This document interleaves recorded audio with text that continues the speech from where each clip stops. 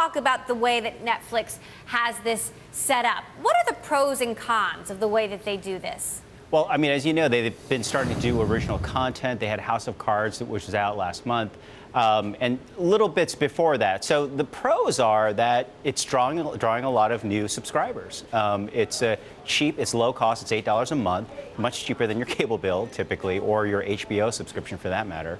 And, you know, House of Cards got a lot of attention. Now, Arrested Development is different because it already had a huge fan base, and a lot of people wanted the show to come back.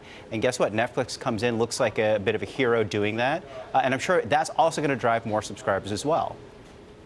But theoretically, can't people just sign up, binge on Arrested Development, binge on House of Cards, and then cancel? Yeah, that's a downside. I mean, Netflix is very consumer friendly this way, which is, you know, you can sign up for just the month and then cut your subscription. You can come back a few months later if you want. So, you know, that's a potential downside. And also, unlike HBO, and I know HBO has been a company that they've been compared to a lot, they don't own the content that they produce. The Arrested Development in this case, or House of Cards last month, they just own the first window rights, meaning the first time it's aired or first time it's streamed, they get the first rights to have that. So 6 months from now, you can see House of Cards on DVD through Amazon, or, you know, through electronic download on iTunes. So they kind of lose out on that part of the revenue, unlike, say, in HBO, where they're used to getting a lot of revenue from either DVD or, you know, downloads of, like, you know, Game of Thrones, which is very popular for them. So Netflix seems to be at a crossroads here. I mean, I guess the question is, do they continue to spend more money on buying content, or do they spend more money on producing their own original content, or do they really have to do both?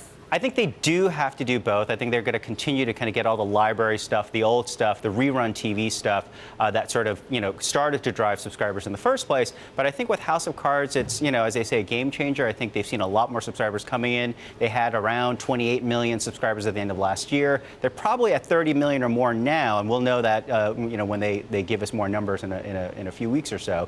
But the thing of it is that there's a difference between just owning the first window and owning it outright. So, you know, my feeling is if they own it outright, they could, you know, own it forever, have it exclusive on Netflix forever, or they could actually, you know, sell into the syndication window and sell some of it back to the TV cable nets that, you know, that they're used to paying money for some of their content. So that might be a better way for them to go in the future. So let's talk about the competition. HBO, of course, just renewed Game of Thrones for a 4th season. Are we seeing any hint that what Netflix is doing is eating at all into HBO's market share? This year, no, not even close. I mean, HBO is still a powerhouse. It gets the most money from pay TV companies for the content that they produce. And, you know, they've been at it for a long time. They're the leaders in that space. So it's going to be a little bit of a while before Netflix can catch up. But, you know, maybe next year, even the year after, you're going to see a House of Cards with the Emmy nominations, and you're used to seeing HBO up on those stages. So next year, if you see, you know, all the cast from House of Cards and maybe even Reed Hastings himself come up on stage, you know, that's a sign that things could be changing.